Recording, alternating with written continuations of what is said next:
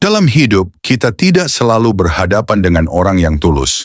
Ada sebagian orang yang berinteraksi bukan untuk membangun, melainkan untuk mengendalikan. Mereka dikenal sebagai manipulator. Orang yang lihai memutar kata, memainkan emosi, dan membuat orang lain merasa bersalah, takut, atau bergantung. Yang menarik, manipulator tidak bekerja secara sembarangan. Mereka sangat selektif dalam memilih target. Mereka mengamati, membaca celah, dan menyerang ketika melihat kelemahan. Namun kabar baiknya adalah, tidak semua orang bisa dimanipulasi. Ada tipe-tipe pribadi tertentu yang justru membuat manipulator berpikir dua kali.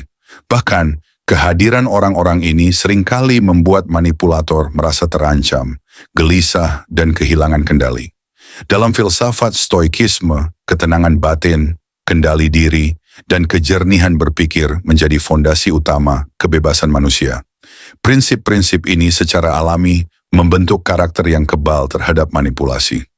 Video ini akan membahas 7 tipe orang yang paling ditakuti oleh manipulator, bukan karena mereka agresif atau suka melawan, tetapi karena mereka tenang, sadar, dan tidak bisa dikendalikan secara emosional.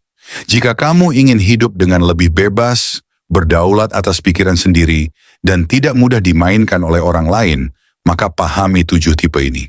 Bisa jadi kamu sedang berada di jalur yang sama. 1. Orang yang menguasai emosinya sendiri. Manipulator hidup dari reaksi emosional orang lain. Mereka memancing kemarahan, rasa bersalah, rasa takut, atau empati berlebihan. Setiap emosi yang meledak adalah celah bagi mereka untuk mengendalikan arah pembicaraan dan keputusanmu. Karena itu, tipe orang pertama yang paling mereka takuti adalah orang yang mampu mengendalikan emosinya sendiri. Dalam stoikisme, emosi tidak ditekan, tetapi dipahami dan dikendalikan. Seorang stoik sadar bahwa emosi hanyalah reaksi internal terhadap penilaian, bukan kebenaran mutlak. Ketika seseorang mampu menjaga ketenangan, meski diprovokasi, manipulator kehilangan senjatanya yang paling ampuh. Bayangkan seseorang menghinamu di depan umum dengan tujuan membuatmu terpancing marah.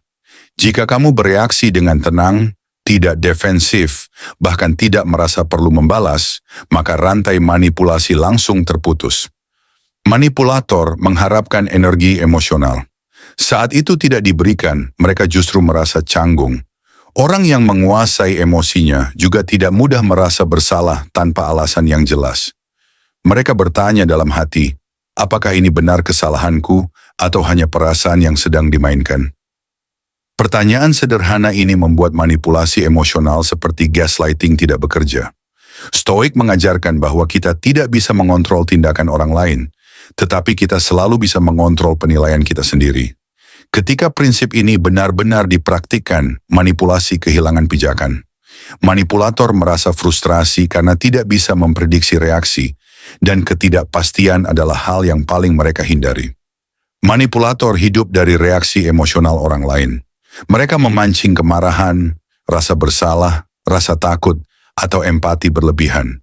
Setiap emosi yang meledak adalah celah bagi mereka untuk mengendalikan arah pembicaraan dan keputusanmu. Karena itu, tipe orang pertama yang paling mereka takuti adalah orang yang mampu mengendalikan emosinya sendiri. Dalam stoikisme, emosi tidak ditekan, tetapi dipahami dan dikendalikan. Seorang stoik sadar bahwa emosi hanyalah reaksi internal terhadap penilaian, bukan kebenaran mutlak. Ketika seseorang mampu menjaga ketenangan meski diprovokasi, manipulator kehilangan senjatanya yang paling ampuh. Bayangkan seseorang menghinamu di depan umum dengan tujuan membuatmu terpancing marah.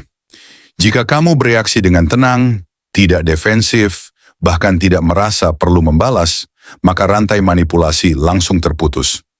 Manipulator mengharapkan energi emosional. Saat itu tidak diberikan, mereka justru merasa canggung. Orang yang menguasai emosinya juga tidak mudah merasa bersalah tanpa alasan yang jelas. Mereka bertanya dalam hati, apakah ini benar kesalahanku atau hanya perasaan yang sedang dimainkan? Pertanyaan sederhana ini membuat manipulasi emosional seperti gaslighting tidak bekerja. Stoik mengajarkan bahwa kita tidak bisa mengontrol tindakan orang lain, tetapi kita selalu bisa mengontrol penilaian kita sendiri. Ketika prinsip ini benar-benar dipraktikkan, manipulasi kehilangan pijakan. Manipulator merasa frustrasi karena tidak bisa memprediksi reaksi, dan ketidakpastian adalah hal yang paling mereka hindari. Orang yang menguasai emosinya biasanya memiliki jeda sebelum bereaksi. Mereka tidak membiarkan kata-kata orang lain langsung menguasai pikirannya. Jeda ini tampak sepele, tetapi sangat menentukan.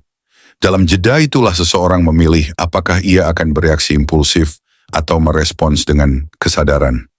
Manipulator sangat bergantung pada reaksi cepat dan emosional. Ketika reaksi itu tidak muncul, rencana mereka mulai runtuh. Emosi yang tidak terkendali membuat seseorang mudah digiring ke keputusan yang merugikan dirinya sendiri. Dalam kondisi marah, takut, atau tersinggung, seseorang cenderung berkata terlalu banyak, menjelaskan terlalu panjang, atau membela diri secara berlebihan. Semua ini adalah informasi berharga bagi manipulator. Sebaliknya, orang yang tenang justru berbicara seperlunya. Mereka tidak merasa perlu membuktikan apapun. Dalam praktik stoikisme, ketenangan bukan berarti lemah atau pasif. Justru sebaliknya, ketenangan adalah bentuk kekuatan tertinggi. Marcus Aurelius pernah menulis bahwa pikiran yang tenang adalah benteng yang paling sulit ditembus. Manipulator menyadari hal ini. Mereka tahu, selama emosimu stabil, mereka tidak punya jalan masuk. Orang yang menguasai emosi juga mampu menerima kenyataan tanpa meratap berlebihan. Mereka tidak menyangkal rasa sakit, tetapi tidak tenggelam di dalamnya. Ketika manipulator menggunakan penderitaan masa lalu atau luka emosional sebagai senjata, orang seperti ini tidak langsung runtuh. Ia tahu lukanya, tetapi tidak membiarkan luka itu mengendalikan hidupnya. 2. Orang yang tidak butuh validasi. Manipulator sangat bergantung pada kebutuhan manusia akan pengakuan. Mereka memuji untuk mengikat, mencela untuk merendahkan, dan memberi harapan palsu agar seseorang tetap bergantung secara emosional.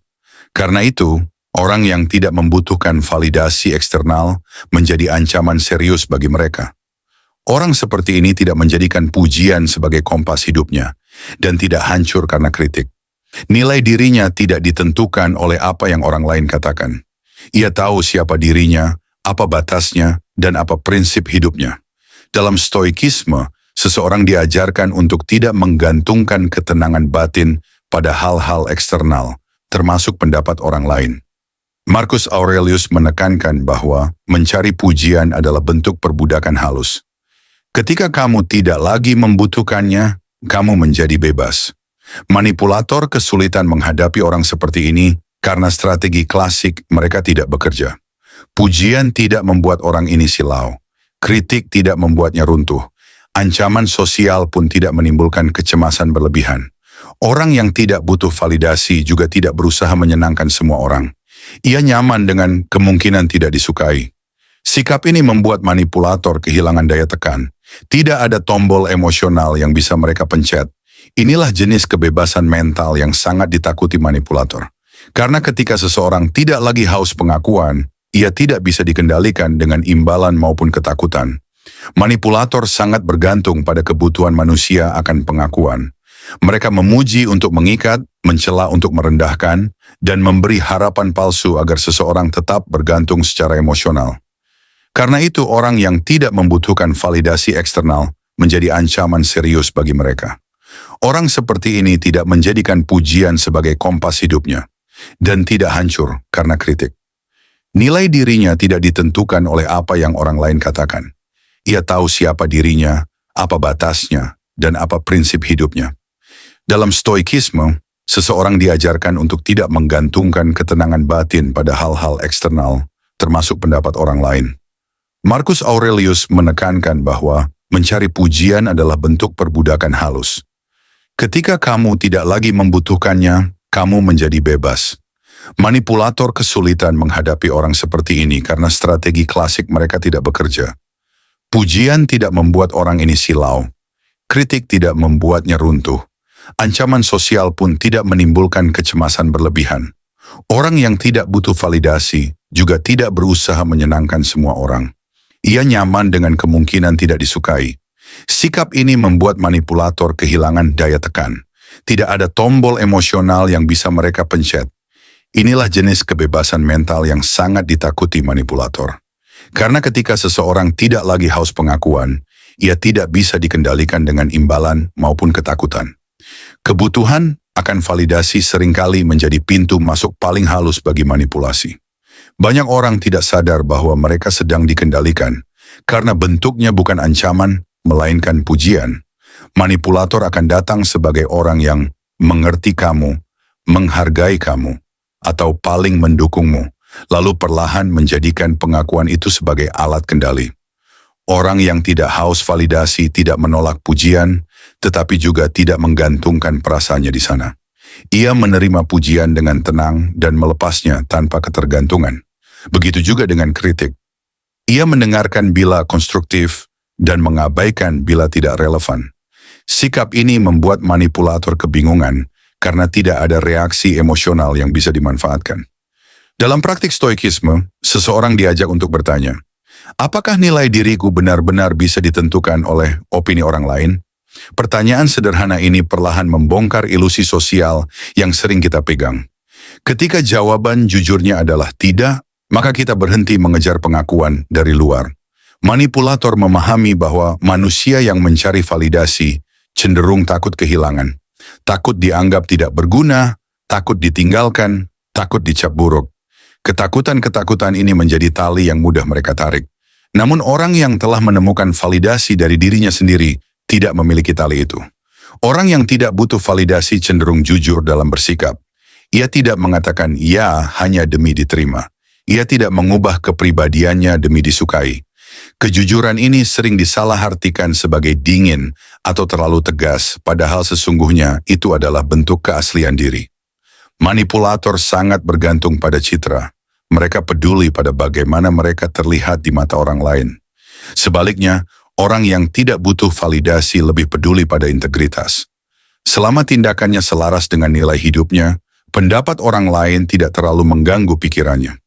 Dalam hubungan pribadi maupun profesional, tipe ini sulit diperas secara emosional. Rayuan tidak membuatnya gegabah, tekanan sosial tidak memaksanya melanggar prinsip. 3. Orang yang memiliki batasan jelas. Manipulator membenci batasan yang tegas. Mereka hidup dari zona abu-abu, dari ketidakjelasan, dan dari rasa tidak enak hati orang lain. Oleh karena itu, orang yang memiliki batasan jelas dan berani menegakkannya adalah musuh alami manipulator. Orang ini tahu kapan harus berkata tidak, tanpa merasa bersalah.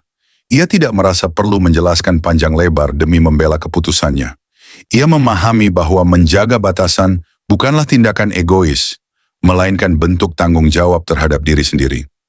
Stoikisme mengajarkan bahwa waktu, energi, dan perhatian adalah sumber daya yang terbatas. Memberikannya kepada orang yang salah adalah bentuk pengkhianatan terhadap diri sendiri. Kesadaran ini membuat seorang stoik sangat selektif. Manipulator biasanya mencoba menembus batas secara perlahan. Dimulai dari permintaan kecil, lalu meningkat menjadi tuntutan emosional yang lebih besar. Tetapi pada orang yang memiliki batasan jelas, pola ini langsung terdeteksi. Respons sederhana seperti, saya tidak nyaman dengan itu, atau saya memilih tidak terlibat adalah kalimat yang sangat menakutkan bagi manipulator. Karena di baliknya ada ketegasan batin, bukan kemarahan atau pembenaran berlebihan. Manipulator membenci batasan yang tegas. Mereka hidup dari zona abu-abu, dari ketidakjelasan, dan dari rasa tidak enak hati orang lain. Oleh karena itu, orang yang memiliki batasan jelas dan berani menegakkannya adalah musuh alami manipulator. Orang ini tahu kapan harus berkata tidak, tanpa merasa bersalah. Ia tidak merasa perlu menjelaskan panjang lebar demi membela keputusannya.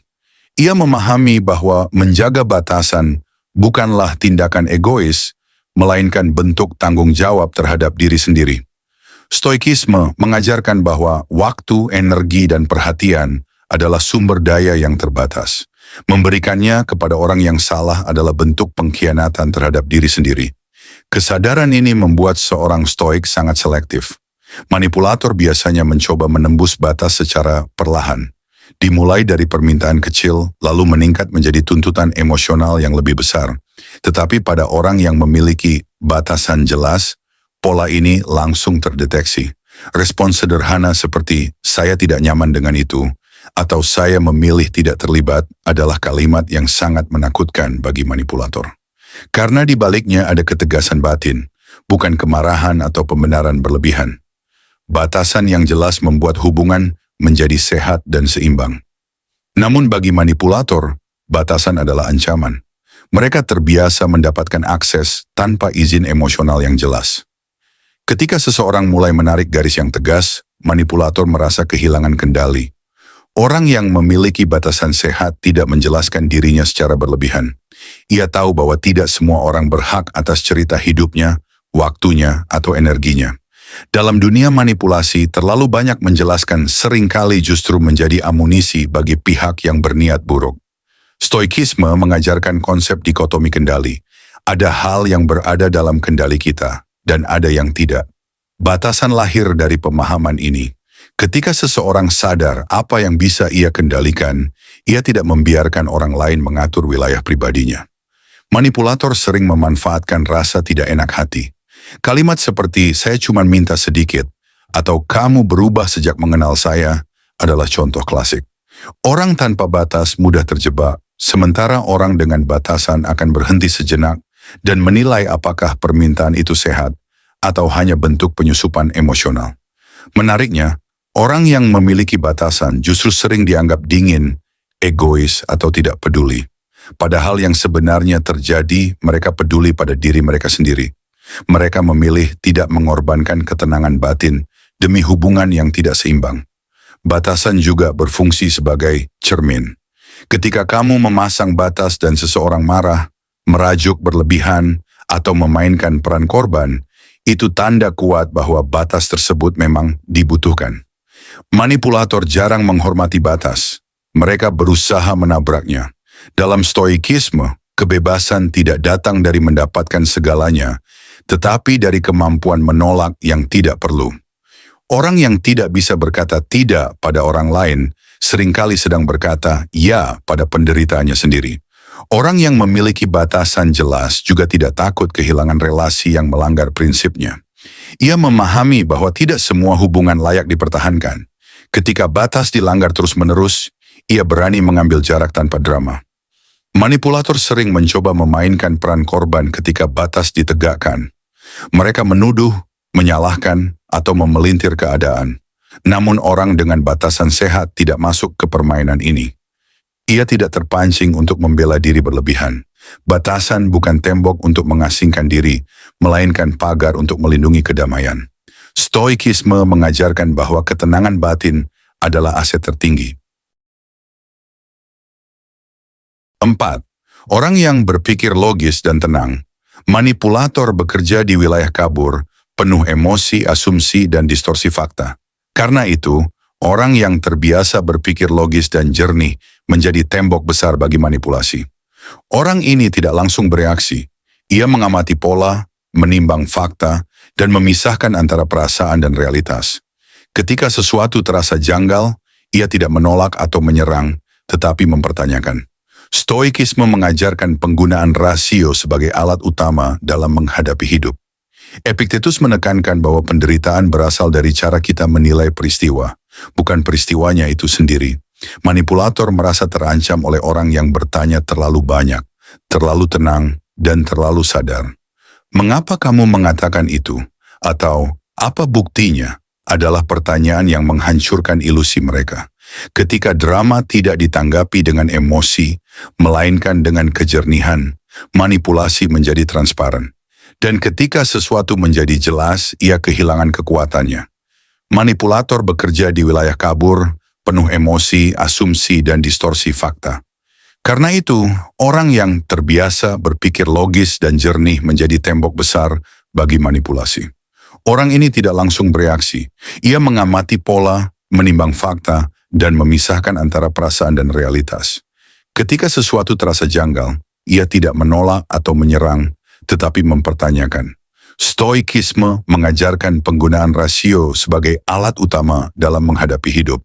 Epictetus menekankan bahwa penderitaan berasal dari cara kita menilai peristiwa, bukan peristiwanya itu sendiri.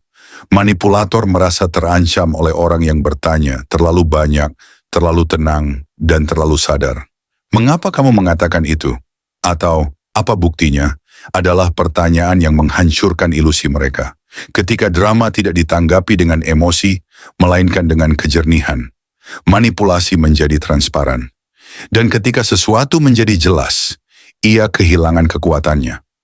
Berpikir logis bukan berarti kaku atau dingin, tetapi mampu menempatkan emosi pada porsinya.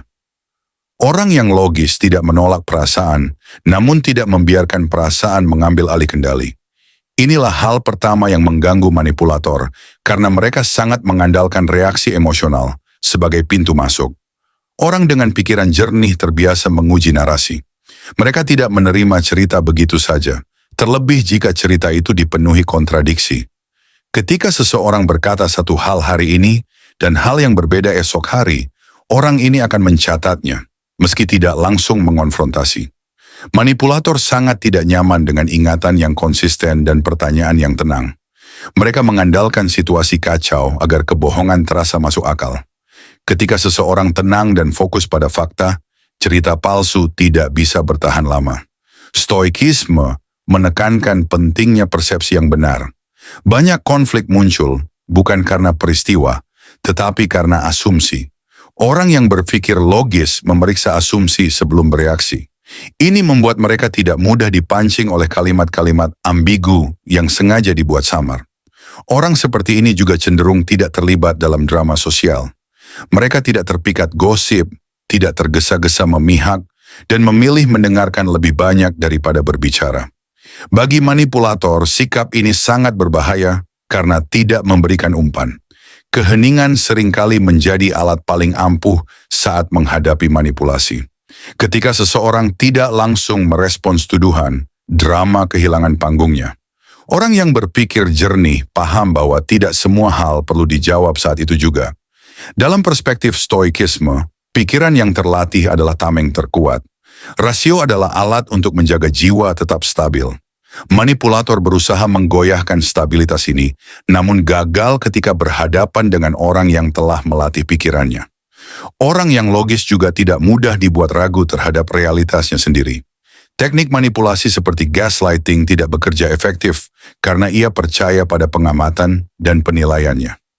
Ia mungkin terbuka pada koreksi, tetapi tidak menyerahkan kebenaran kepada tekanan. Manipulasi membutuhkan kabut. Kejernihan adalah musuh utamanya. Semakin jernih pikiran seseorang, semakin terang manipulasi terlihat. Dan ketika cahaya sudah menyala, kebohongan tidak punya tempat bersembunyi. Karena itulah manipulator sering menghindari orang yang berpikir logis dan tenang. Bukan karena orang ini pintar berbantah, tetapi karena ia sulit dikacaukan. Ketika ketenangan dan rasio berjalan bersama, manipulasi kehilangan daya hidupnya. W5. Orang yang mandiri secara emosional. Ketergantungan emosional adalah tanah subur bagi manipulasi. Orang yang mandiri secara emosional tidak menggantungkan kebahagiaannya pada satu orang, satu hubungan, atau satu sumber. Ia mampu merasa utuh, bahkan ketika sendirian. Ia tidak takut ditinggalkan, karena ia tidak meninggalkan dirinya sendiri. Inilah tipe orang yang sangat tidak disukai oleh manipulator. Stoikisme mengajarkan bahwa ketenangan batin datang dari dalam, bukan dari luar. Ketika seseorang sudah memahami ini, ancaman manipulatif seperti penarikan perhatian atau sikap dingin tidak lagi efektif. Manipulator kehilangan daya tawar ketika tahu bahwa kehadirannya bukan satu-satunya sumber kebahagiaan orang lain. Ketakutan terbesar mereka adalah dihadapi oleh seseorang yang tidak bisa dikendalikan dengan emosi. Ketergantungan emosional adalah tanah subur bagi manipulasi. Orang yang mandiri secara emosional tidak menggantungkan kebahagiaannya pada satu orang, satu hubungan atau satu sumber. Ia mampu merasa utuh, bahkan ketika sendirian. Ia tidak takut ditinggalkan, karena ia tidak meninggalkan dirinya sendiri. Inilah tipe orang yang sangat tidak disukai oleh manipulator. Stoikisme mengajarkan bahwa ketenangan batin datang dari dalam, bukan dari luar. Ketika seseorang sudah memahami ini, ancaman manipulatif seperti penarikan, perhatian, atau sikap dingin tidak lagi efektif. Manipulator kehilangan daya tawar ketika tahu bahwa kehadirannya bukan satu-satunya sumber kebahagiaan orang lain. Ketakutan terbesar mereka adalah dihadapi oleh seseorang yang tidak bisa dikendalikan dengan emosi. Kemandirian emosional bukan berarti menutup diri dari hubungan, melainkan tidak menjadikan hubungan sebagai sumber utama harga diri. Orang yang mandiri secara emosional menikmati kebersamaan, tetapi tidak bergantung padanya. Ia tetap stabil meski perhatian orang lain berkurang atau hilang. Manipulator biasanya menggunakan strategi tarik ulur. Hari ini sangat hangat, besok dingin tanpa alasan. Tujuannya adalah membuat orang lain cemas dan terus mengejar. Namun strategi ini tidak mempan pada orang yang sudah berdamai dengan dirinya sendiri. Orang yang mandiri secara emosional tidak panik ketika diabaikan. Ia tidak terburu-buru mengirim pesan, tidak merasa perlu meminta kepastian berlebihan. Ketika ruang muncul, ia menggunakannya untuk refleksi, bukan kecemasan. Stoikisme menekankan pentingnya berdiri di atas kaki sendiri secara batin. Epictetus mengajarkan bahwa kebahagiaan yang digantungkan pada orang lain adalah kebahagiaan yang rapuh. Kesadaran inilah yang membuat seseorang tidak mudah digoyahkan. Manipulator memahami bahwa ketakutan akan kehilangan adalah tuas kendali yang sangat kuat. Tetapi pada orang yang mandiri emosional, tuas itu tidak ada. Kehilangan tetap menyakitkan, namun tidak menghancurkan. Orang seperti ini mampu mencintai tanpa melekat berlebihan. Ia tidak mengorbankan nilai hidupnya demi mempertahankan relasi yang tidak sehat. Jika sebuah hubungan hanya bertahan melalui manipulasi, ia berani mundur. Mandiri secara emosional juga berarti mampu mengatur kecewa dengan dewasa. Orang ini tidak meledak-ledak, tidak menyalahkan berlebihan, dan tidak mengemis perhatian. Sikap ini membuat manipulator frustrasi karena drama yang diharapkan tidak terjadi. Dalam pendekatan stoikisme, rasa sakit adalah bagian dari hidup, tetapi penderitaan berasal dari ketergantungan yang berlebihan. Orang yang mandiri secara emosional mengizinkan rasa sakit lewat, tetapi tidak membiarkannya menetap. Manipulator sering mencoba menanamkan gagasan bahwa tanpa dirinya hidupmu akan kosong. Namun orang yang sudah berdamai dengan dirinya tahu bahwa hidupnya tetap bermakna dengan atau tanpa siapapun. Ketika seseorang tidak mengikat kebahagiaannya pada satu sumber, ia menjadi bebas. Kebebasan inilah yang membuat manipulator kehilangan posisi dominan. Orang yang mandiri secara emosional tidak menutup pintu bagi orang lain, tetapi pintu itu hanya terbuka untuk mereka yang datang dengan niat sehat. Inilah batas alami yang membuat manipulasi sulit masuk. Pada akhirnya, manipulator tidak takut kehilangan orang yang mencintai. Mereka takut kehilangan kendali. Dan orang yang mandiri secara emosional adalah bukti hidup bahwa kendali itu bisa direbut kembali. 6. Orang yang sadar akan pola manipulasi. Kesadaran adalah musuh utama manipulasi. Orang yang memahami pola gaslighting, playing victim, love bombing, dan guilt tripping tidak mudah terjebak.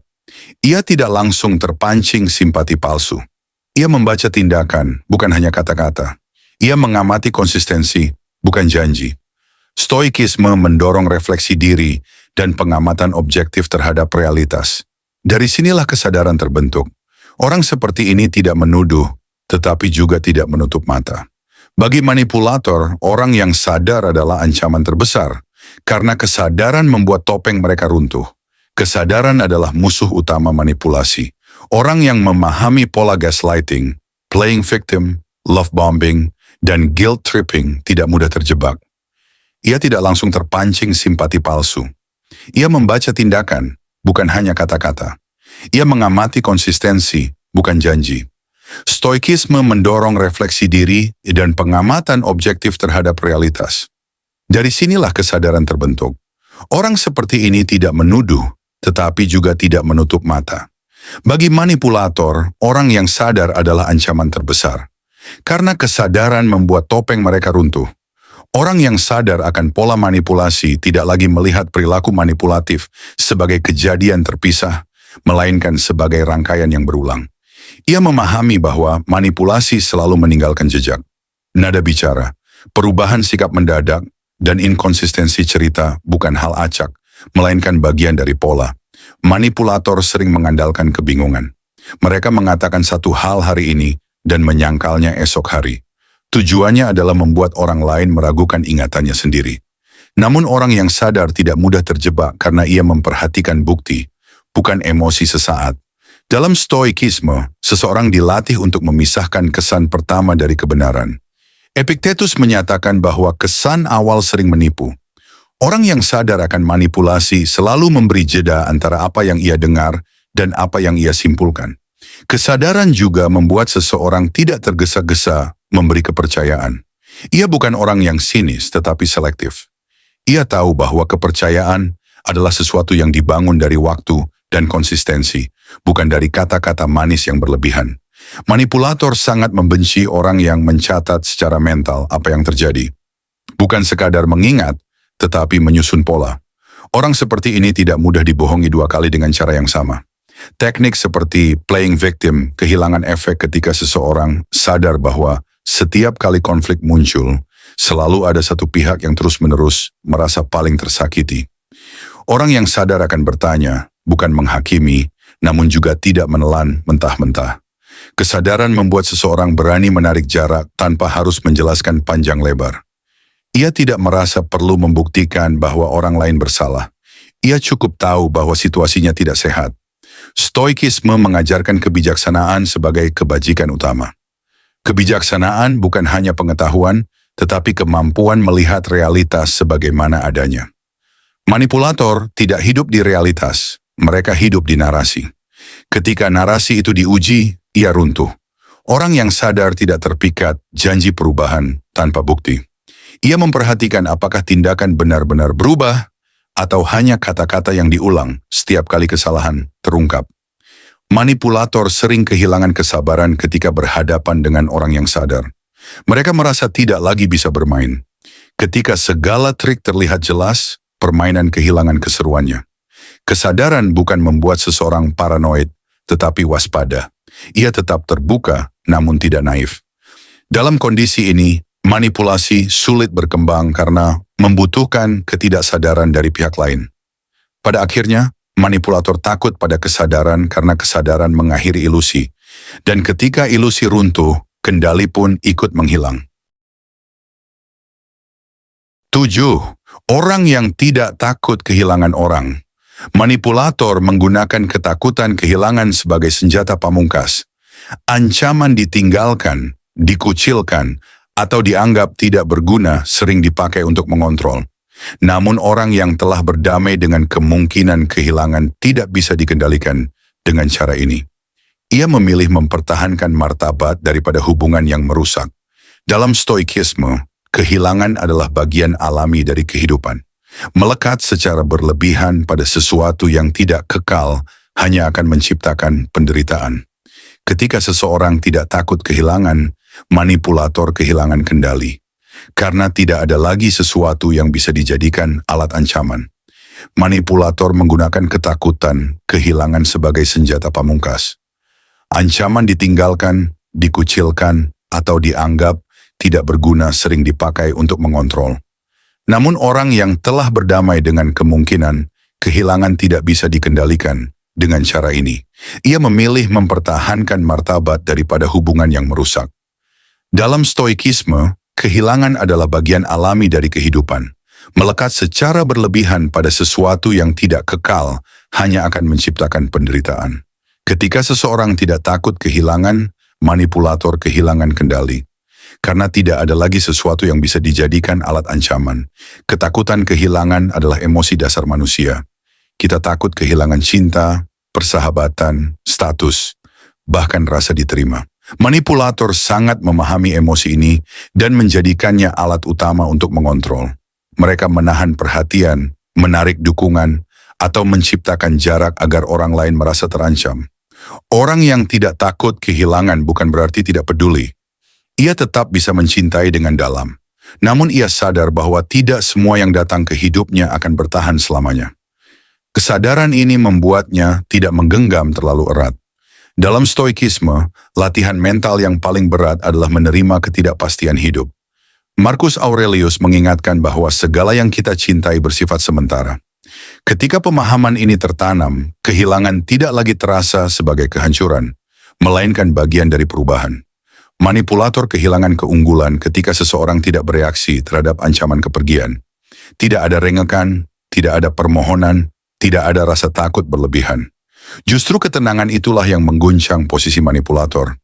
Orang yang tidak takut kehilangan juga berani meninggalkan hubungan yang tidak lagi selaras dengan nilai hidupnya. Ia tidak menunggu disakiti lebih jauh demi mempertahankan kehadiran orang lain. Ia memilih pergi sebelum dirinya hancur. Manipulasi sering bekerja karena seseorang lebih takut sendiri daripada menderita. Namun orang yang telah mengenal dirinya tidak takut pada kesendirian. Ia tahu bahwa kesendirian lebih sehat daripada kebersamaan yang penuh tekanan. Stoikisme memandang kehilangan bukan sebagai tragedi, melainkan sebagai latihan kedewasaan. Setiap yang datang mungkin pergi, namun nilai diri tidak ikut pergi. Prinsip inilah yang membentengi seseorang dari ancaman manipulatif. Manipulator juga sering menggunakan pengucilan sosial sebagai bentuk hukuman. Namun orang yang tidak takut kehilangan tidak menggadaikan prinsip demi diterima. Ia paham bahwa harga diri lebih penting daripada persetujuan. Ketika seseorang berdiri tegak, meski berisiko kehilangan banyak orang, ia menjadi pribadi yang tidak bisa ditundukkan. Manipulator merasakan hal ini sebagai ancaman langsung, karena kendali mereka bersumber dari ketakutan orang lain. Pada titik ini, manipulator sering memilih minggir, bukan karena kalah berdebat, tetapi karena senjata terakhir mereka sudah tidak berfungsi. Keberanian untuk kehilangan adalah kebebasan tertinggi, dan kebebasan inilah yang paling ditakuti oleh manipulator. Kesimpulannya adalah manipulator tidak takut pada orang yang keras atau penuh amarah. Mereka takut pada orang yang tenang, sadar, dan berdaulat atas dirinya sendiri. Ketujuh tipe orang yang telah kita bahas bukanlah manusia sempurna, tetapi manusia yang hidup dengan kesadaran. Stoikisme tidak mengajarkan untuk mencurigai semua orang, tetapi mengajarkan agar kita tidak menyerahkan kendali hidup kepada siapapun. Ketika kamu menguasai emosi, tidak haus validasi, memasang batas sehat, berpikir jernih, mandiri secara emosional, sadar pola, dan tidak takut kehilangan, kamu menjadi pribadi yang tidak bisa dimanipulasi. Bukan karena kamu melawan, tetapi karena kamu tidak bisa dikendalikan. Dan di dunia yang penuh manipulasi tersembunyi, tidak ada kekuatan yang lebih menakutkan daripada ketenangan dan kesadaran diri.